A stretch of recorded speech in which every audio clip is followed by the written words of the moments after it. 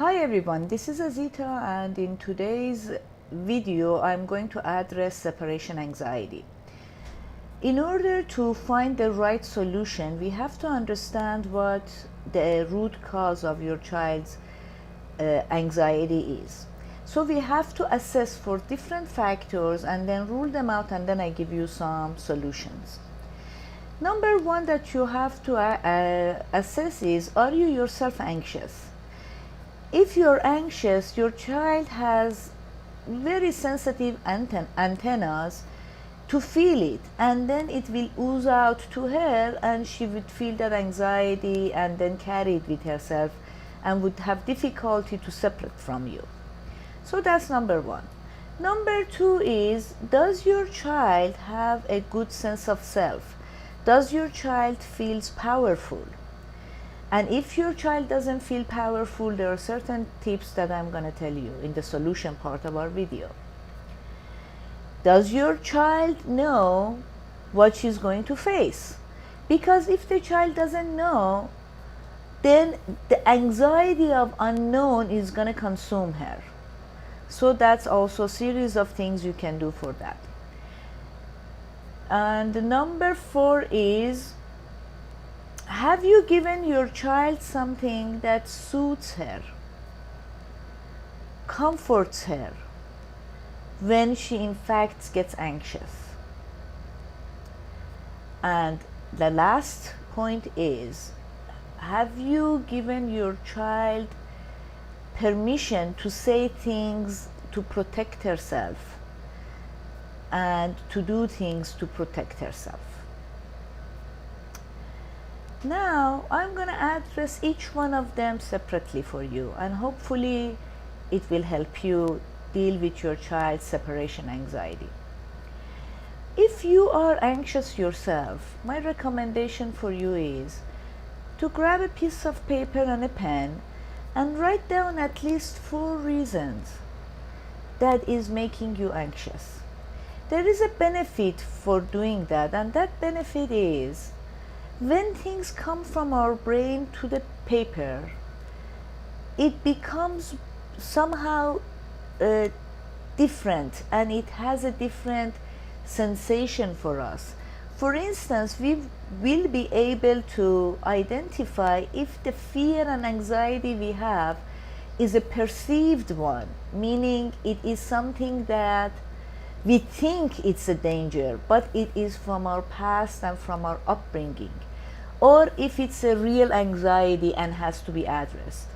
If it's the perceived one, you can calm yourself by different methodologies, like calling your friend, talking to someone, another parent who has been in your shoes before. You can talk to a friend or the mother or the parent who has been in your shoes before, and get their opinion of how to deal with that anxiety that is basically a perceived anxiety. Now, if it's a real anxiety, then you have to solve it to see what the anxiety is. If the school is a place that you are not sure it's a good match for your child, or any other factor that disturbs you, it has to be addressed heads on and find a solution for. Now, for the second point I mentioned, which is, does your child have a good sense of self, feels powerful? And if your answer to that question is no, then these are the things that I would recommend you to do. Give your child, number one, give your child small tasks to do with tiny bit of a challenge. Because when you do that, you create a sense of power for your child. The task should be a task that is basically guaranteeing success, and there is no way that the child fails. And also the second point is that it has to be a little bit challenging, but again in a way that the child is not going to fail. If it's too challenging, provide training for your child at the beginning and then give it to her. But small tasks, when the child accomplishes them successfully, it means that the child would say, I am powerful, I could do it, I'm capable. So that is the beauty of providing tasks for your children with tiny bit of a challenge, so they will have success stories under their belt. Then also praise them, pay attention to the good things they do. Have your perception towards what they are good at and what they are doing correctly. Ask yourself, am I looking for things she's good at, or am I looking for things she has problems with and she's not good at? Have developed antennas that detect that sensibility of what your child is good at. This way, when you provide the feedback that you did something good, again you strengthen your child's sense of self. And that's super important. If there is something that your child needs to learn and did it incorrectly, then wrap it in a sandwich. And that sandwich is the bread bun should be praise, good things about the child, the other part of the bread also good things about the child, and inside that sandwich is something that the child needs to learn. So give it to that child in that format, not to break her sense of self, and at the same time help her develop things that she needs to develop. These things that I'm telling you are going to help your child build a strong sense of self. Alright, so for the third part, which was, does your child know what she's going to face, is extremely important, because when the child doesn't know, she would feel extremely anxious. Now, these are the things you can do. You can explain to her what she's going to expect. Like, there would be a teacher, there is this classroom, this size, these are the kids that they're gonna be there, these are the activities she's gonna do, and this is where the school is, this is the time that she's going to be at school.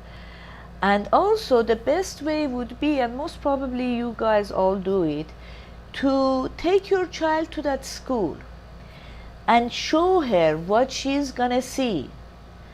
Come to her level and ask her what questions she has. This way, you are going to address that magical thinking of the child that thinks so many strange stuff and respond to them. And as a result, reduce their anxiety. So transition time it should be a very long time. Children who are going from home to school, they are transitioning. And as a result, they get scared. It's very normal.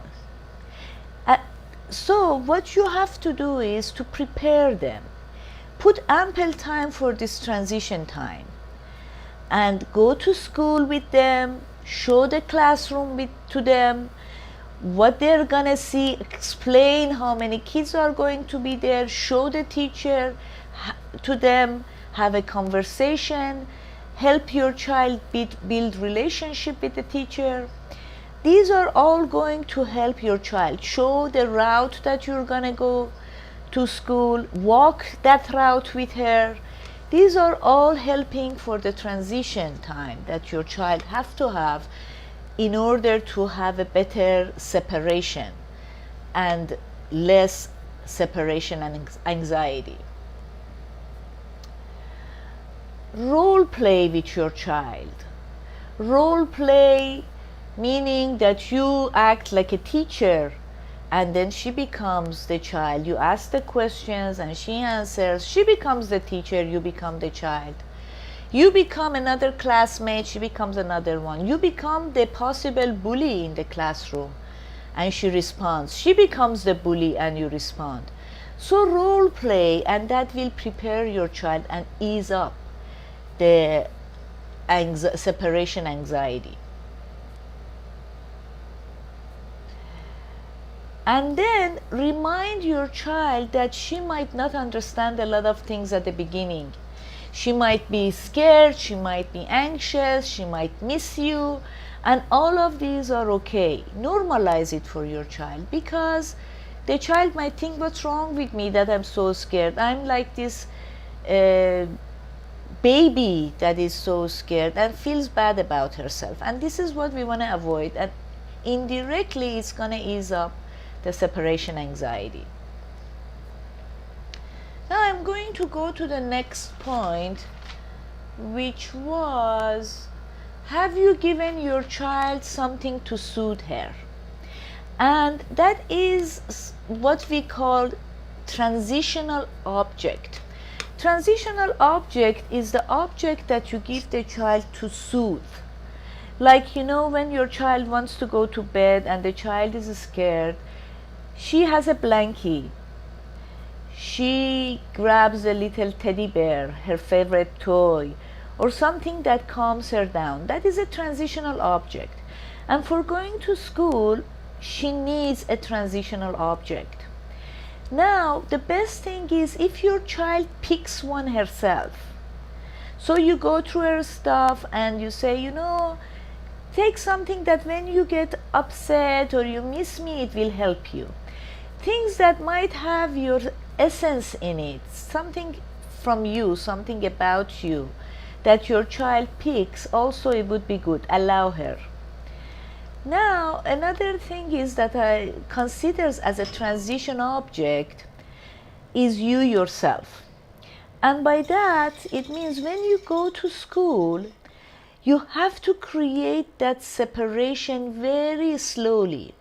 Again, remember, transition time is tough. By nature, it creates anxiety. So you want to basically wean off, your child from that anxiety. Slowly. You say, 5 minutes I'm going to be with you, or I'm going to go out for 5 minutes to grab some water and I'm going to come back. And please do come back because you have promised your child. Then you increase that time to 10 minutes, then 15 minutes. And another transition object is going to be built around the time you're not there. And that is the teacher, and that is the other student. Why? Because at the time you're not there, you build the relationship.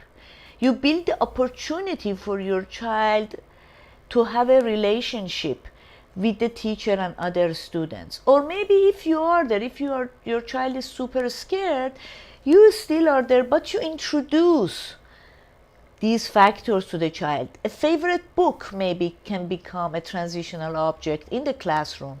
The teacher can be a transitional object when you build that relationship with the teacher or with the other student.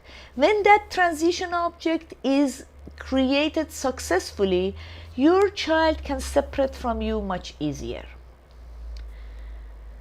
All right, let me see what is the next point I have. I have written these points for you so I don't forget.